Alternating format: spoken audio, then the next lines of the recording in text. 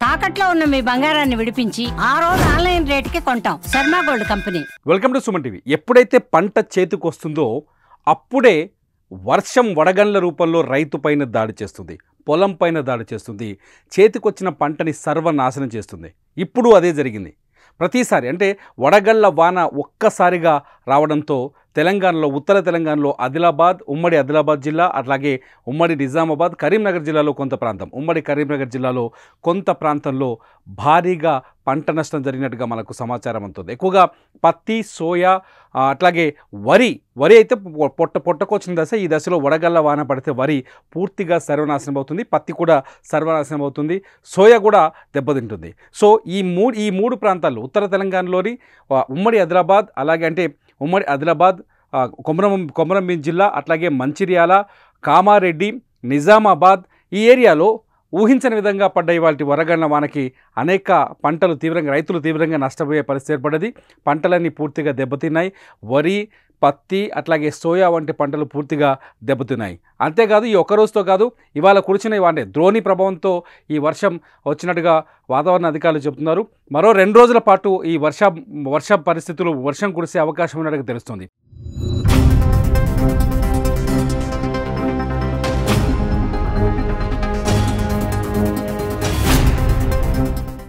ఇప్పటికే తెలంగాణలో నీరు అందక, నిన్న మొన్నటి వరకు నీరు అందక తెలంగాణలో చాలా ప్రాంతాల్లో పంట పొలాలు ఎండిపోతున్నాయి.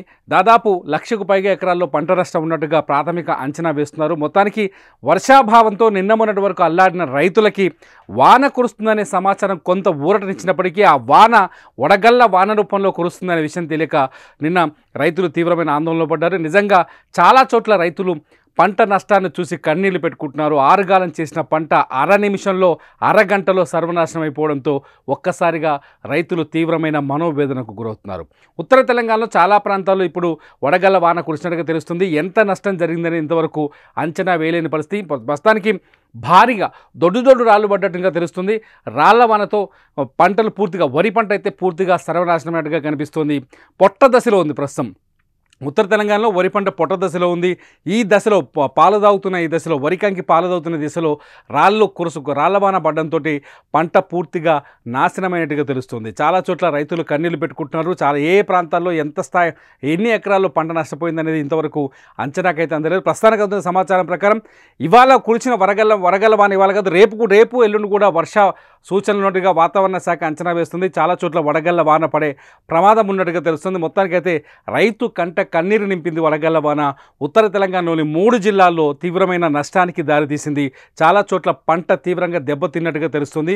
మొత్తానికైతే రైతుకి తీరని దుఃఖాన్ని మిగిల్చింది వడగళ్ల వాన.